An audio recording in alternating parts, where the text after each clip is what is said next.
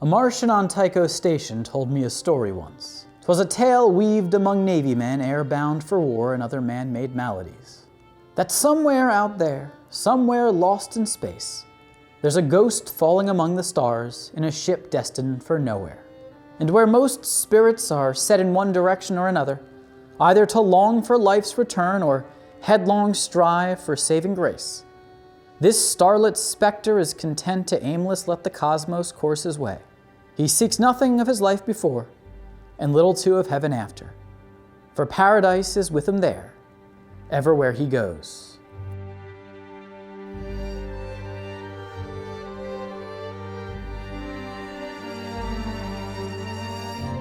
If you think about it, all of us here on Earth in the present day are stuck in a hell of a situation. Billions of people confined to a single measly planet, entered willingly or nay into a social contract, its rules offset for the good of all, and not always to our individual predilections. Many of us, riding crowded trains in dark tunnels, sitting in cars on congested highways, huddled up knee to knee in flying machines that at least get us as far away from life as possible. Yes, us, we take time amidst our commutes, our brief daily moments spent in vacuum, free of the passage of time and all its ill effects, to dream. To dream of worlds beyond where life is as we'd like it, as we hoped it would be. Alas, here we are in an imperfect world, full of ceaseless suffering where happiness is but a temporary solace. And while imagining these blessed worlds far off into the void, we should perhaps suspect that any planet across infinity capable of sustaining human life might be just as insufferable. And so few of us ever think to just extend the commute itself. That brief levity in between days of madness that bears us a silence, an unfettered silence, unchain the unforgiving melody of life, and time which so quickly takes it away. But somewhere out there lost in the ether, drifting soundless still in revelry among stars that ne'er sing back in turpitude to voidsman please, but give him yet a sweet and wonderful quiet, is a man who figured this all out. That sometimes it's best when the struggles of life become too much to bear, to just keep flying and never land. His name is Alex Kamal, a Martian, a former Navy man, and he, though you may not think it at first glance, is the greatest pilot in the history of the Sol system. And today, we remember him in ode, and with him fly again. On a wing and a prayer. Aye, good cowboy, aye. Get on up and give me the juice, friend, because we're taking off into the realm of memory, and it's gonna be a hell of a ride. Welcome back to another episode of Generation Films. My name is American Ben. When Alex first showed up in the Expanse on the famous ice hauler the Canterbury, he did so rather unceremoniously. He was just kind of there, a little in the background and a little up front too. He didn't emit that hero vibe, and so our eyes were drawn away from his moves. That is, until we got to know him. It didn't take much to fall for the guy. His mere idiosyncratics were enough to do the job. Just little ways he had about him. The Texas drawl. Why got the XO on it? Have you seen him? If I said I had, I'd be lying. His trove of metaphors issued on the fly. No one within a million clicks. Looks like we're the only game in town. Yeah, I guess you must have been as happy as a puppy with two peckers, right? And of course, the special nicknames for all of his friends on the Rocinante. Well, scopes are clear, Chief. I kinda wanna blast it. Easy there, partner. This is one steely-eyed man of science, our plant guy. And even for the Rocinante itself. All right, sweetheart, what do you got for me? But perhaps he shouldn't have tried to nickname Bobby Draper. I didn't call you, I called the MCR. Can you just settle down now, darling, please? Call me darling again and you'll be saying that drawl in sign language. As a general rule, don't try to sweet-talk human Gundams. Anyway, it's this charm, this parlance of his that made him unique and endeared him to friends. Then again, people are often friendly, and as long as one is not an emotionless, brooding sociopath, then making friends shouldn't be a challenge. Especially in the cold clutches of space, where the value of companionship is rarely underestimated. Still, Alex was somewhat meek for the whole time we knew him.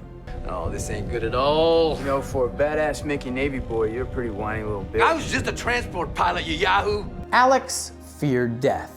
And while he saw that to be a weakness in himself, well, it might have also been what kept him alive and instilled in him a certain nobility. See, we all fear death to a degree, and while this fear alone doesn't make us noble, our ability to push through it does. And Alex exemplified such resilience. He was never completely sure of himself, but he had the courage and the pride to boldly face harrowing situations when the time called for it. He never quit. He never, ever quit. And in that, there was some sort of goodness in him that he picked up along the way. Alex was also rather astute and aware, and he didn't often get the credit he deserved in this regard. Crew of this badass ship boards the Scopuli, uses it as bait to nuke the Cant, Then spaces the crew, except for Lionel Polanski. Often he alone would piece puzzles together via deductive reasoning and focused thought, and help his colleagues on the Rossi overcome daunting challenges. He would often even be the first to recognize potential dangers of a plan or decision. Do not lose visual! We already burning hot as it is. I mean, you want to go flat out, the Rossi can handle it, but you gotta understand, you burn like that, at some point, we're not gonna be around to enjoy the ride. You see, his fear mixed with his shrewdness to produce an exceptionally rational-minded person whose hesitancy complemented Holden's impetuousness. After all, Holden was the type of guy to jump out of the ship in the ring space and invade the ring station. Oh God, if I ever have to do a video on him, I don't know what I would do. But I digress. Alex would overcome his fear to carry out his duties.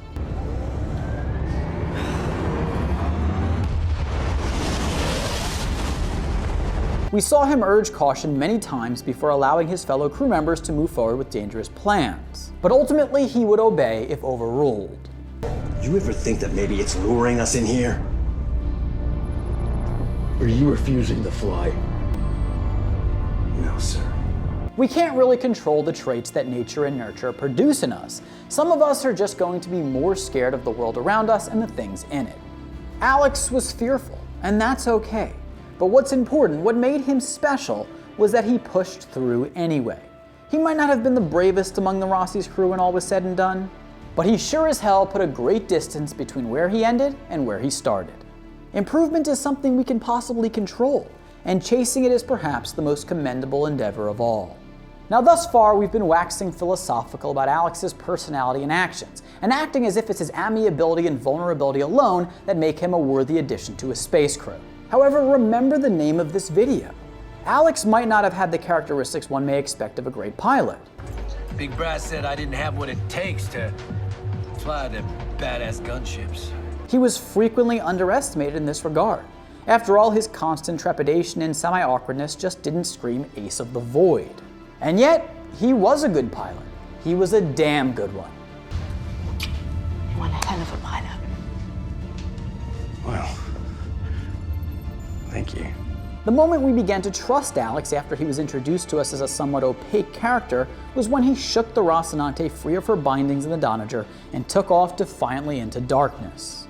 It was like he had flown that ship every day of his life for years. It was at this moment that we knew the Rossi needed him.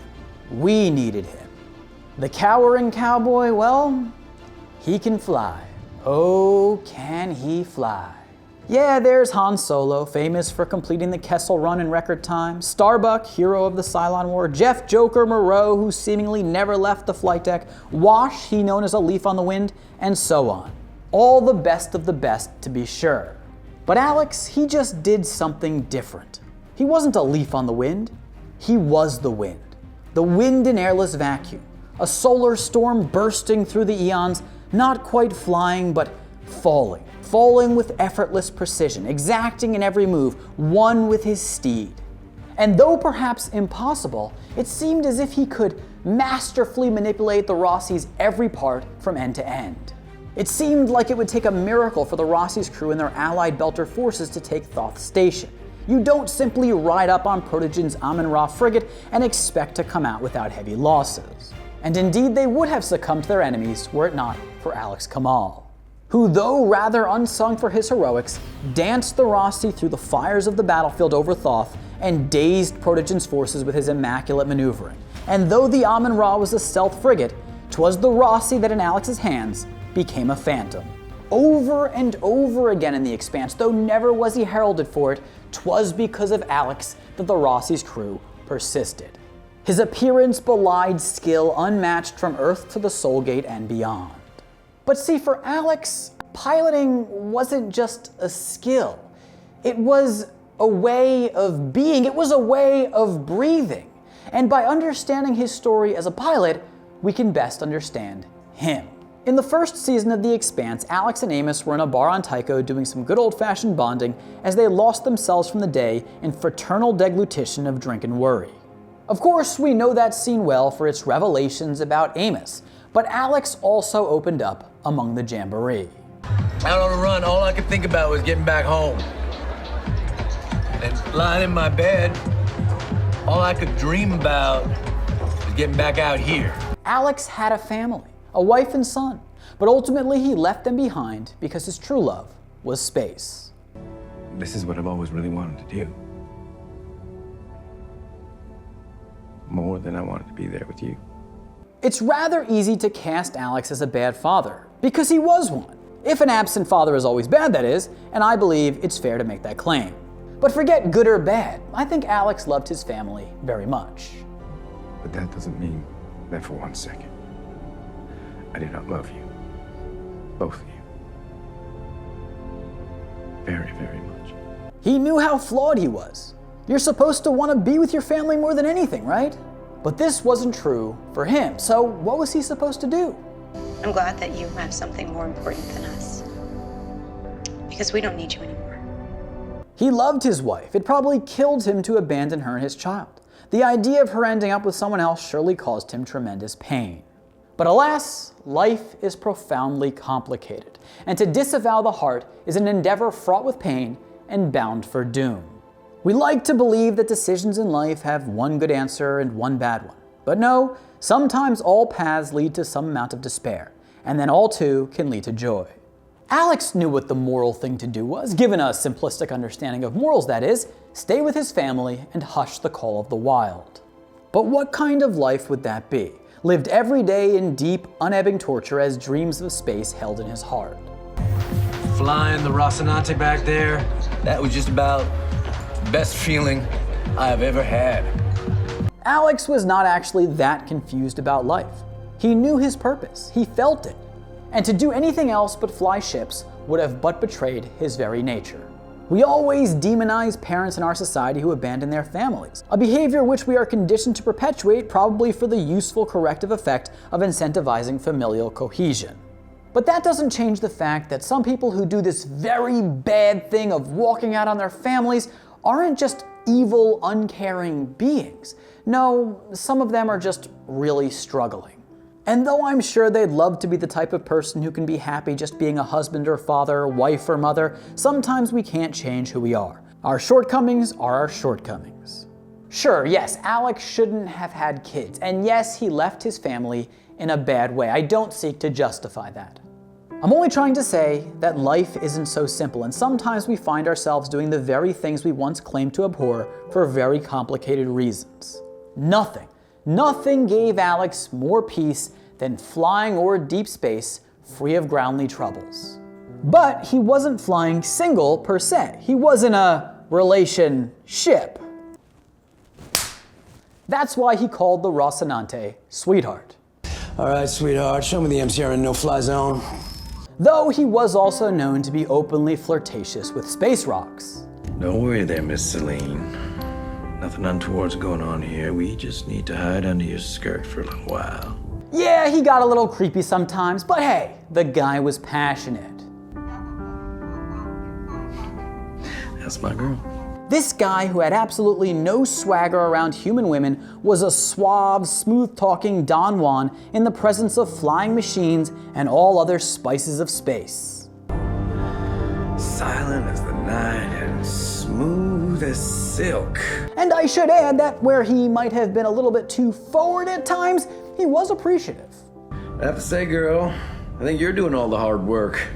Of course, I'm kidding around a bit here, but actually, Alex's deep connection to ships and his love of space is part of what makes The Expanse so special. I mean, he really loved space, and despite his marital troubles, when he was aboard the Rocinante, he was never truly alone. They can't see us and we can't see them either. Let's say we remember that from now on. You can judge Alex for his failures as a husband and father. He wouldn't have disagreed with you. He knew he sucked in that regard. But what could he do? In all his inner turmoil, he could at least achieve some semblance of serenity in zero-G solitude. Damn. is a sight to behold. And not just serenity, but bliss. Alex may have been a worrier, fearful, tepid, but I have to contradict myself a little bit here when I say I don't think he was actually ever overcome by fear. See, in tense moments, in times of peril, when stakes were high and missions played out, Alex always rose to the challenge. He woke up and became fully alive. After all, that's what a cowboy does. All right, darling. Saddle up. Slingshot time. There's so many moments in the show that we can look to and say, the reason that Alex was able to work through his fear there was because he had this sense of justice. The ones we saved, we only saved by accident. We should have saved more. We saved us. Crew comes first. If we would have been back for strays, we'd end up dead like them. Should have at least tried. He had a strong conscience and a sense of right and wrong. After the assault on Thoth Station, while others celebrated the triumph, he was pained due to the good men and women they lost. Bring up my last battle simulation. I use all the sensor data from the actual raid to correct flight parameters. He just kept replaying that battle over and over again, trying to figure out what he could have done differently to keep his comrades alive. People he didn't even really know, but who he cared for. Next time I'm gonna save them all. Run it again, right from the top. Alex was a soft guy, and perhaps this is why the MCRN brass didn't think he was cut out to fly badass gunships. In the Martian Navy, you can't lose sleep over every lost brother and sister. You have to be hardened, like Captain Yao, ready to sacrifice the members of your crew and even yourself for the cause, if necessary. He spent way too much time caring to make for a good Martian soldier. He was just too full of feelings. We help each other. That's what people do. We help. That's why we have a civilization. Alex not only cared about his friends, but he wanted his friends to care as well. He would often try to talk them into doing the right thing when they were drifting astray, and he would also do anything to keep them safe. Naomi was right, and you know it. This ain't gonna end anything. And our family needs our help right now. For someone who didn't do so well on Mars as a family man, he sure made for a good one in space. And as you just saw there, despite whatever fear he might have had at a given moment, it was his loving nature and sense of justice that always gave him courage in the face of fright, both to do a lot of good for the people around him and for the Sol system at large. But as I just said before, he was never really overcome by fear. See, it wasn't just his sense of justice and his tender-heartedness that made him brave. No, as I also alluded to, the cowboy became fully alive in the moment. If you watch Alex in the heat of battle or whenever undertaking some dangerous maneuver, he almost always seemed to be having fun.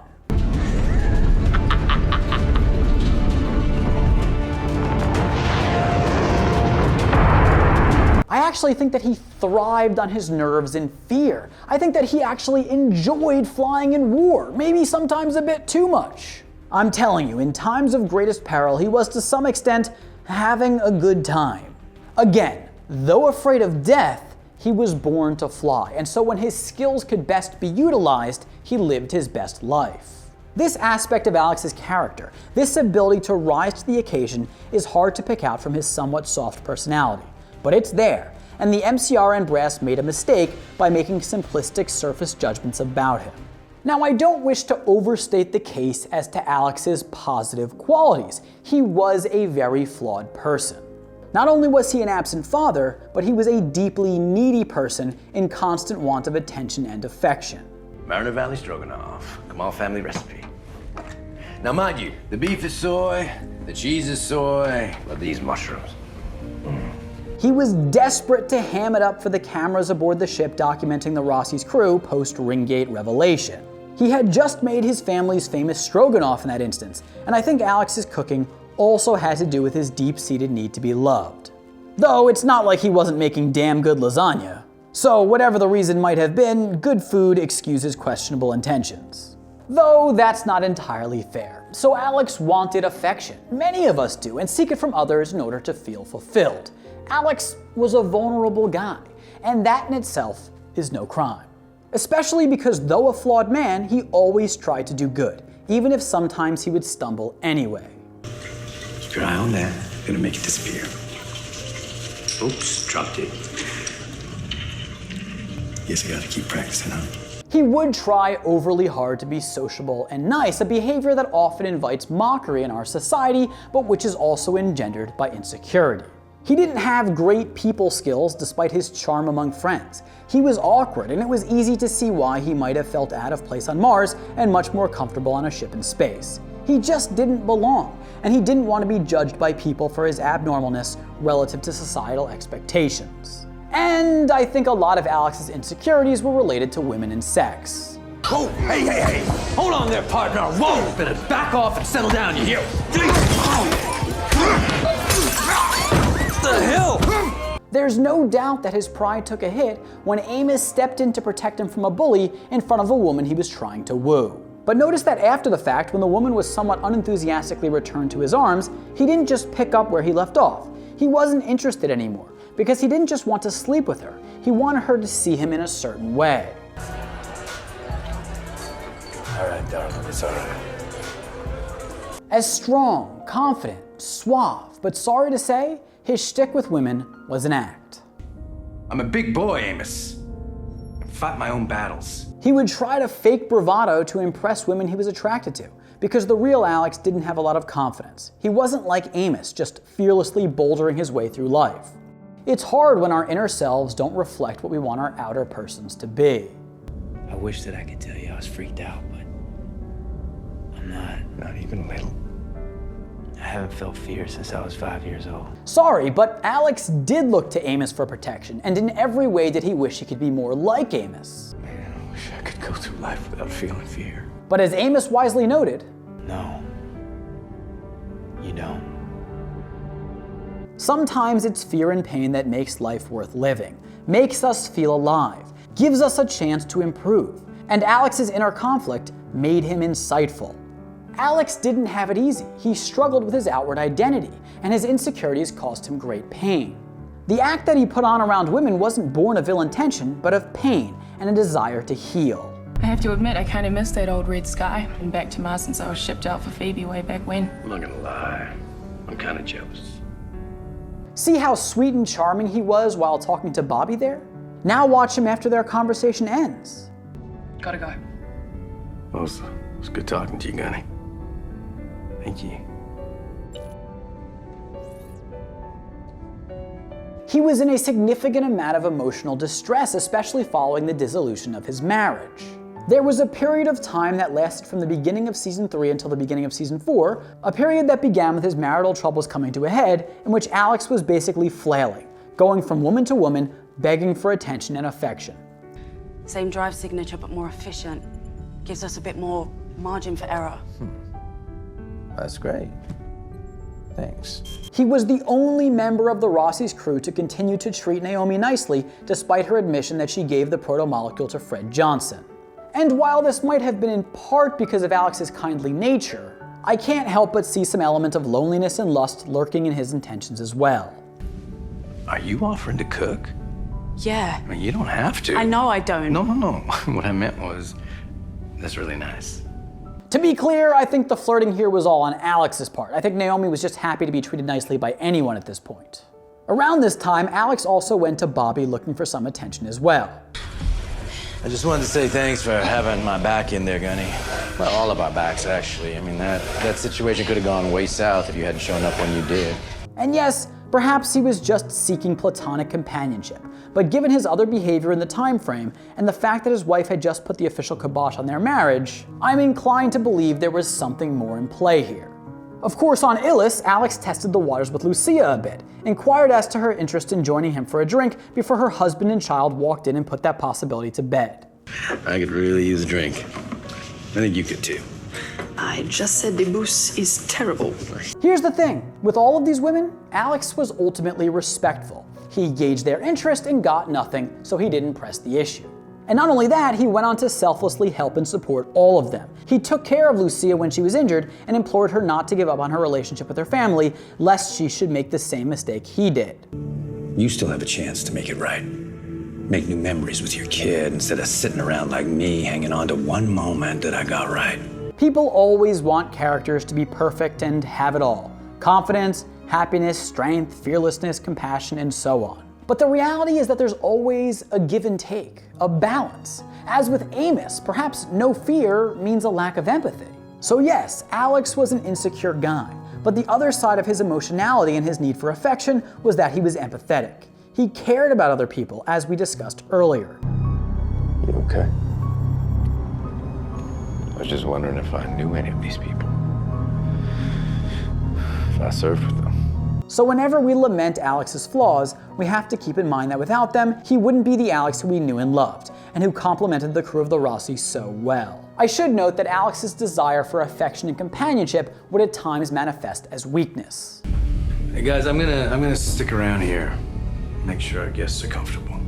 Copy that. When the crew of the Rossi rescued some Martian naval officers from a derelict Martian ship, Alex predictably tried to connect and empathize with them as a fellow Martian. And the officers sensed his vulnerability and seized him, taking him hostage to use as collateral in their attempt to take the ship. But hey, would you really have traded Alex's empathy and kindness just because every once in a while he'd almost allow the Rossi to be captured by enemies?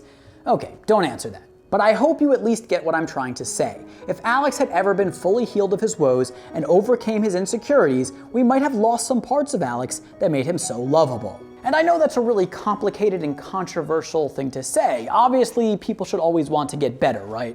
But once again, life is really complicated. And well, there's an extent to which I kind of liked Alex just the way he was, even if being that way didn't always feel so good to him. Alex Kamal was a lot of things. A lot of things. It's hard to devise a single statement, a blunt phrase to encapsulate the entirety of him.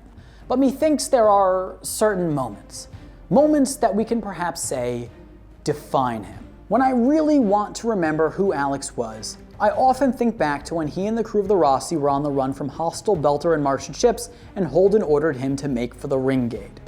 You need to go for the ring. Slow the Rossi down, flip and burn her, hard as you can without that missile catching us. We are dead if I slow down! Ever cautious, he didn't want to follow Holden's command. It sure felt like death could be waiting on the other side. But the captain is the captain. Hoss is Hoss. And when the decision was made to make for realms beyond known space, he floored the Rossi and high G burn towards that phantasmic portal of protomolecular glory, and on the proverbial dime just before passing over, flipped the ship around to fall in divine decel the rest of the way through. Under threat, when the job needed to get done at risk of death come failure or triumph, Alex was ever bold, ever brave, and ever elegant as he skillfully waltzed the Rossi on to new worlds as no one else in the Sol system, and perhaps anywhere, ever could. Some denizens of Sol have lamented that this legendary pilot, who spent his days and nights saddled within a void steed, meandering among the stars in spaceflight merriment, would perish so mundanely. Copy that loud and clear, Rocinante. We'll get her back, Jim. Go give him hell. But no, I don't feel this way. Sometimes death just happens, and it would go against everything great about the Expanse's universe if every hero's demise was undertaken in an olio of phantasmagorical wondery as explosions burst and wars erupt. My friends, sometimes it's blood vessels that burst and tear ducts that erupt. That's the risk of high G burns. Alex knew that. He knew the risk every time he did it. But if you ask me, I'd tell you that's exactly how he'd have wanted to go. Silent. Alone but not. Just him and his sweetheart, burning. Burning like crazy in high G revelry. The thing he'd love to do more than anything else in the world. And that he went out saving his friend, well, heck, I know he wasn't a perfect man, but something tells me in his eyes that wouldn't seem too shabby either. On a wing and a prayer. Amen, good pilot. Amen. The people down here, the wicked ways of man, our terrestrial torrents, age, sickness, all these things that ail us, we the soil bound, none of them took you, good sir. You went out your own way, in a hushed rapture, lost to paradise. And that, my friends, is really all there is to say. That's the beginning and end of Alex's story. There's no one outside of Alex worth discussing. Alex belongs to the Expanse, and we the people.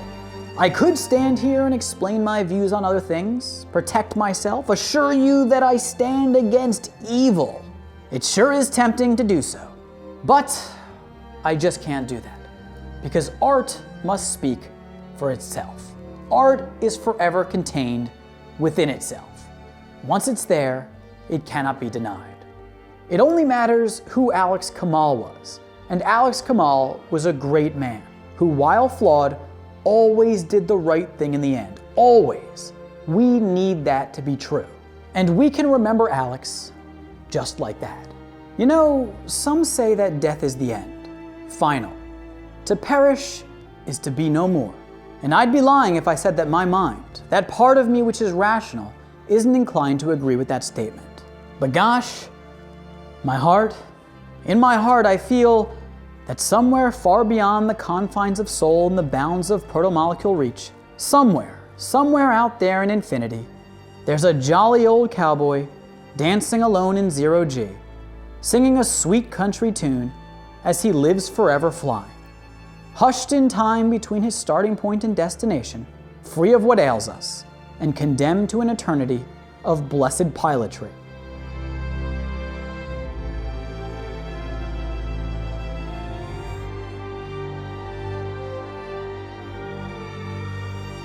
And if that's condemnation, then hell, you can condemn him any day. Ride on, sweet cowboy. Ride on. You did well. You did real well. Say hi to the stars for us. We're still here riding crowded trains down below, but we're looking up now. Looking up to you, good friend, to you who art lost to the ether, to but be remembered in our hearts, a good and honest man, for eons and worlds to come. And that is the story, my friends, of the best pilot in science fiction. I hope you enjoyed the video. If you did, please do give it a big thumbs up. Definitely comment down below. Remember to subscribe to this channel and hit that notification bell so you don't miss a damn thing. For now, my name is American Ben, and I'll catch you next time. Generation Films, peace.